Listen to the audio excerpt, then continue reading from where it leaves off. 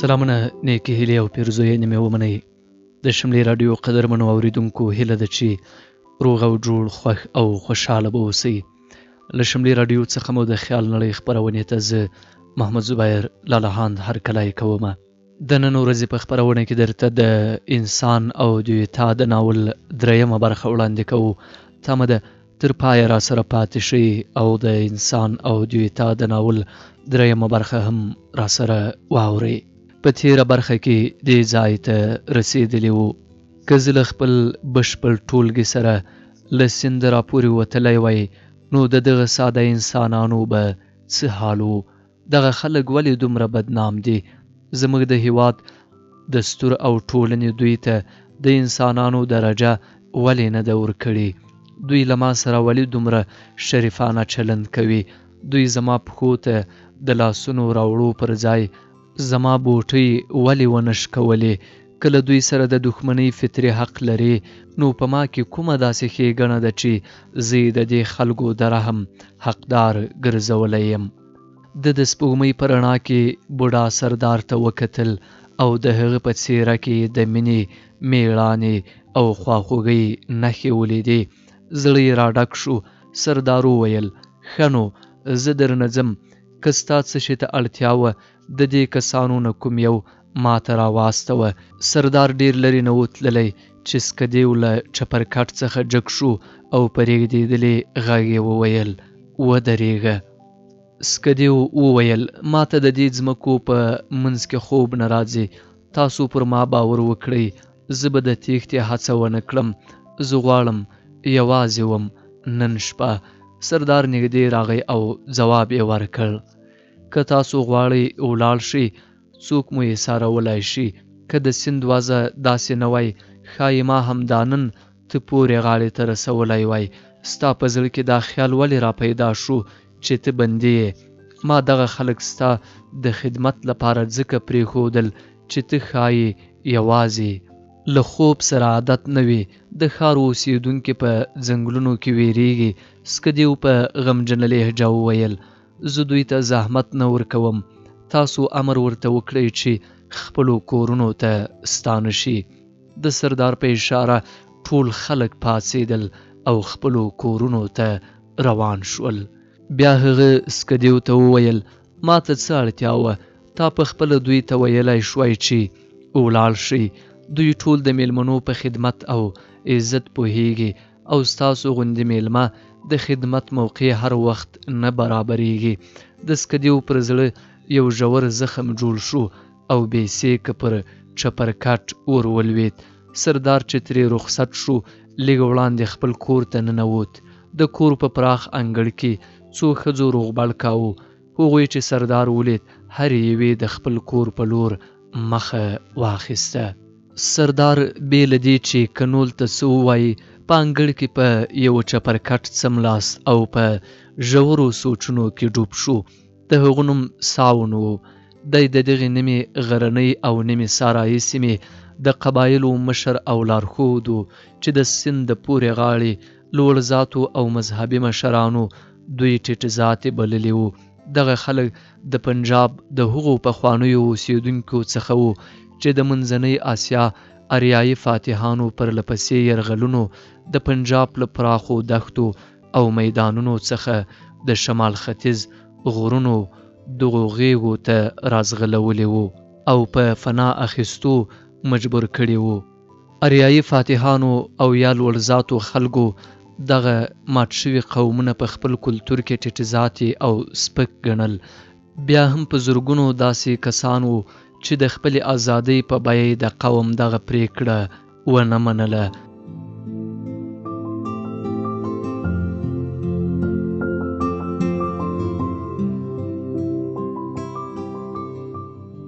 دوی پراخې او هوارې ځمکې پرېښودې. د کانګړې او کشمیر په منځ غرونو کې سره تیت او آباد شول. د صحرایي سیمو هغه اریایي واکمن چې د خپلې واکمنۍ څنډې یې له دغو غرنیو سیمو سره نښتې وې، د خپلې میړانې او زړورتیا د ثابتولو په هوس وخت پر وخت د دغه خپلواک قوم د لاندې کولو لپاره حملې کولې.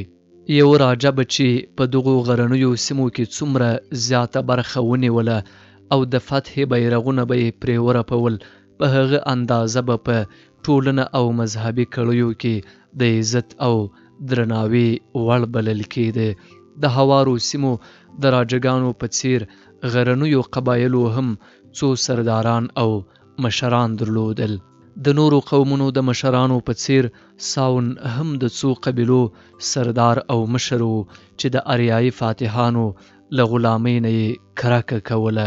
د ده په ګاونډۍ هواره سیمه واکمن راجه هم د هغو راجګانو له ډلې و چې د خپلې ټولنې د عزت او د خپل شهرت او نومیالیتوب لپاره یې غوښتل چې ساون او یاغي قوم یې مات کړي او د خپلې ټولنې غلامان او خدمتګاران یې کړي.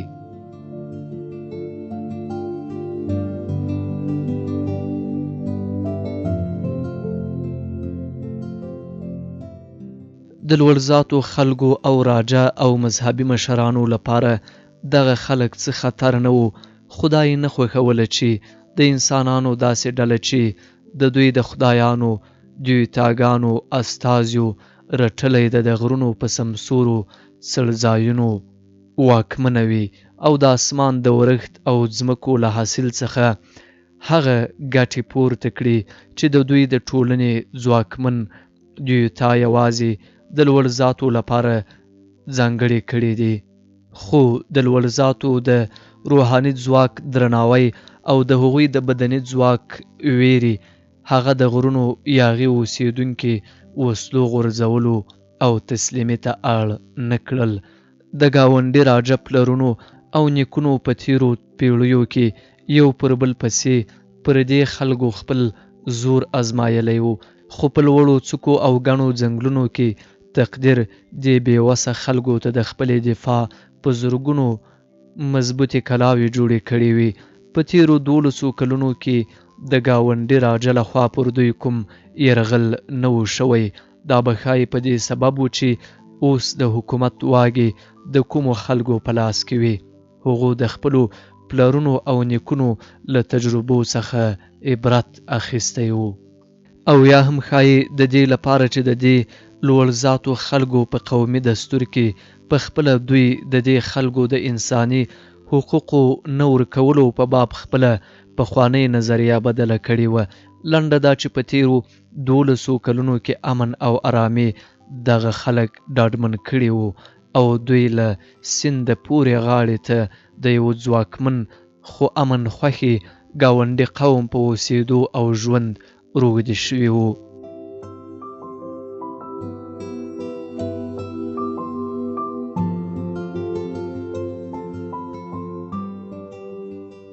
د معمولي اړتیاو لپاره کله کله ځینې کسان له سینده پورې وتل او د لوړ ذات سپېڅلې ځمکې ته ورننوتل، خو هلته هم د دوی سوداګري معاملې له هغو خلکو سره وې چې د لوړ ذات د قوم کلتور ته یې غاړه ایښې وه او د امن خوښو غلامانو ژوند یې غوره کړی و.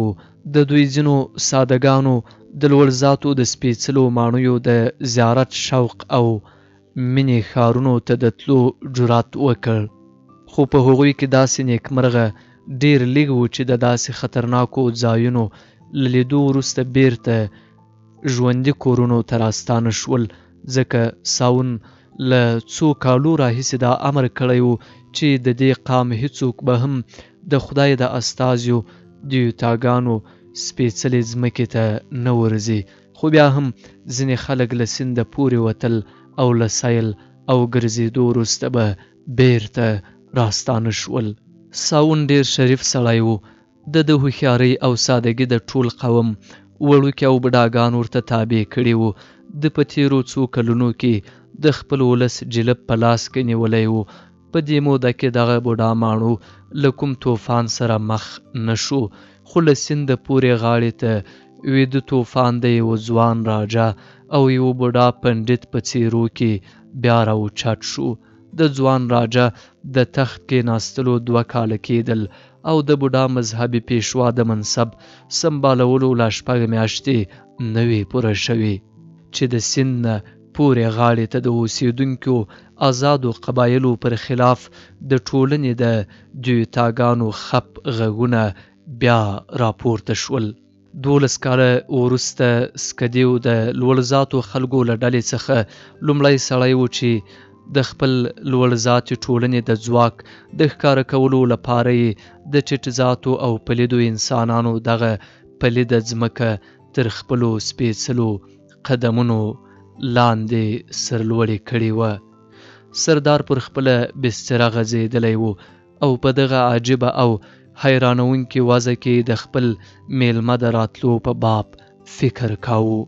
کنول د ده یوازینۍ لور تر لږ ځن په کټ کېناستله او ده ته یې کتل. بیا ورجګه شوه او د ساون څنګ ته ورغله. ویې ویل: پلار جانه، ته نن ډېر پریشانه یې، ډوډۍ راوړم؟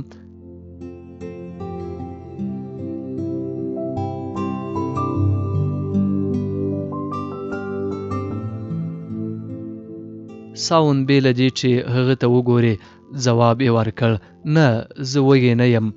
کنول بیا ورته وویل: پلار جانه، هغه میلمه ښایي وږی وي، تا هغه ته د خوراک څه ونه ویل؟ سردار راجګ شو. ځواب یې ورکړ: زما په زړه کې راتېره شوه، خو غم دا دی چې لوړ ذاتې خلک زموږ د لاس څه شی نه خوري. ولې پلار جانه؟ کنول: ته نه پوهېږې، د هغوی دین دوی له دې نه منع کړي. که مجبور نه وای نو زموږ پر چارپایي به هم نه پرېوت. کنول وویل: که مجبوري هغه زموږ پر کټ څملولی شي، نو د مجبوري په حالت کې زموږ د لاسو په خوړو کې څه بدي ده؟ تا خو به پوښتنه ترې کړې وای. سردار ځواب ورکړ: ویرېدم چې خفه نه شي، ځکه مې د پوښتنې جرأت ونه کړ. کنول وویل: ښایي هغه ډېر وږی وي او خفه شوی نه وای. کنول: زموږ د ډوډۍ په خوړلو د هغه د مذهب سپکاوی کیږي. د میلمه د مذهب سپکاوی زه ګناه بولم. که هغه وږی وي هم زه د خپل لورې هغه ته د خوراک بلنه نشم ورکولی. که یې هغه په خپله وغواړي نو بیا هیڅ خبره نه ده، خو هغه یې نه غواړي. نو پلار جانه، د دې مطلب دا شو چې هغه بیچاره تر څو زموږ سره اوسي نو وږی به وي. کنول: ته د هغه په باب دومره ولې اندېښمنه یې؟ موږ به یې سهار له سینده پورې غاړې ته د رسولو هڅه وکړو. ورځه، ته ویده شه. کنول مایوسه شوه، ولاړه، پر خپله بستره وغځېده، سترګې یې پټې کړې او هڅه یې وکړه چې ویده شي، خو خوب ورنغی. د ښځې دغه فطري احساس چې د یو پردي سره یوازې په دې خواخوږي ښیي چې هغه مسافر دی او د پوښتنې څوک نه لري، او چې کوم پردیس وویني سمدستي د لوږې او تندې اټکل کوي، د کوم ټپي درد پر ځان احساسوي. کنول په وار وار د سکدیو د توندې لوږې پر احساسولو مجبوروله. تر ډیره یې هغو وریځو ته کتل چې د سپوږمۍ تر مخ تېرېدلې. بیا راجګه شوه. سردار په درانه خوب ویده و. کنول خپه چوپه د کور یوې خونې ته ننوتله. له یوې ټوکرۍ څخه یې څو امونه راویستل او په ځولۍ کې یې واچول. زړه نازړه روانه شوه. له کوره ووتله. د سکدیو یو کټ تش پروت و. دی تر لږ ځنډ هلته یوې او بلې خواته په اندېښنه سترګې اړولې. ناڅاپه سپوږمۍ د وریځو له نقابه راووته او دی تر لرې لرې ځایه ولیدای شو. سکدیو څو ګامه وړاندې ځوړند سر ورو ورو ګامونه اخیستل او د کټ پر لور را روان و. کنول په بیړه د ده پر بستره وغورځول او بیرته روانېده چې څه یې په خیال کې ور وګرځېدل او پښه یې ونیوله. څومره چې سکدیو را نږدې کېده د دې د زړه درزا زیاتېدله. یوې نامعلومې ویرې دا د کور پر لور کشوله، خو یو نامعلوم راښکون بیا پر همغه ځای درولو ته هڅوله. سکدیو چې چپرکټ ته ورنږدې شو، ناڅاپه یې کنول ته وکتل او حیران پر ځای ودرېد. هغه غوښتل چې چوپه خوله پر کټ پرېوځي، خو چې د امونو انبار یې ولید همغسې درېدلی پاتې شو. تر لږ ځنډه له زړه نازړه کېدو وروسته یې کنول ته وکتل. ویې ویل: تا زما لپاره ولې دومره ځان په زحمت کړ؟ د سکدیو په لهجه او خبرو کې داسې څه نه و چې دا اندېښمنه کړي. زړوره شوه، یو ګام ور وړاندې شوه. ویې ویل: پلار جان مې وېرېده چې تاسو به خفه شئ، ځکه هغه تا ته د ډوډۍ بلنه درنه کړه. هغه په خپله هم څه ونه خوړل. ما ډوډۍ نه ده راوړې، دا ام دی، که وایې چې ډوډۍ او شیدې هم راوړم. د کنول هر لفظ د سکدیو له زړه څخه د وهمونو په زرګونو پردې لرې کولې. دا یې احساسوله چې په دغه آرام چاپېریال کې د دغې ساده او معصومې پیغلې خبرې یوازې د ده پر غوږونو اغېز نه کوي، بلکې د دې خلوص د ونو پاڼې او د اسمان ستوري هم تر اغېز لاندې راولي. هغه وویل: نه، اوس مې ډوډۍ او شیدو ته اړتیا نشته، ته ورځه، ویده شه.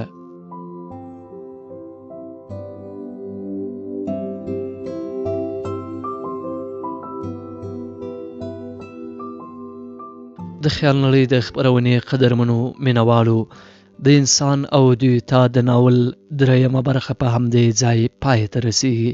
تر بیا او بلې خپرونې چې زه محمد زبیر لالهان ستاسو درانه چوپړ ته راځم، تاسو په لوی خدای سپارم. ښې چارې.